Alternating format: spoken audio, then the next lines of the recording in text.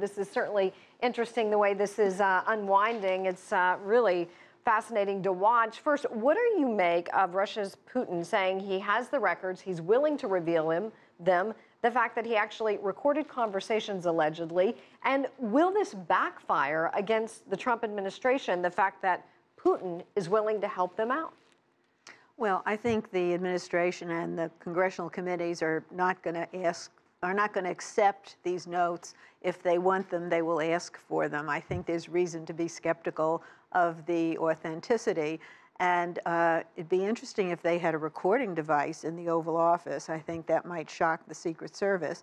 If these are memos that were dictated afterwards, they would be recollections of what transpired in the meeting. And after we learn what the former FBI director says about his memorandum of conversation, which was deposited in the files at the FBI. Let's see what he has to say first before we start asking the Russians to intervene any more than they already have. The U.S. Senate Intelligence Committee now inviting Comey to testify behind closed doors and in front of Congress under oath. What is necessary for an independent investigator to be called? What is necessary to be called? What is necessary for one to be called? Oh, what will prompt this? Oh, clearly he's a major player in what's going on, and he has indicated through people who speak for him that he wants to get his story out. And he is a very savvy bureaucratic player. The fact that he dictates these memos after he has conversations with the president, he did that when he was in the Bush administration, right. And those notes were critical in sorting out what went on in over torture memos.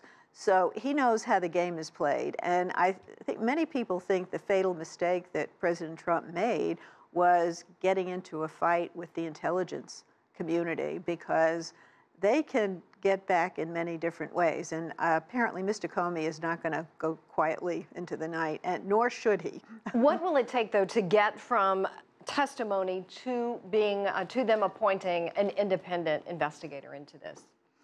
Well, the only person who has authority right now to appoint an independent investigator is the Deputy Attorney General, Rod Rosenstein. And he hasn't indicated one way or the other. Democrats are almost universal in calling for one. You're now beginning to see some Republicans come around. Alaska Senator Murkowski.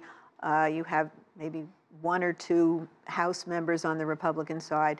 It's not enough yet, I think, to turn the tide. But I think Mr. Rosenstein is going to be looking at how he comes off in history if we keep getting these conflicting accounts of what the relationship is with Russia and whether there's something untoward going on.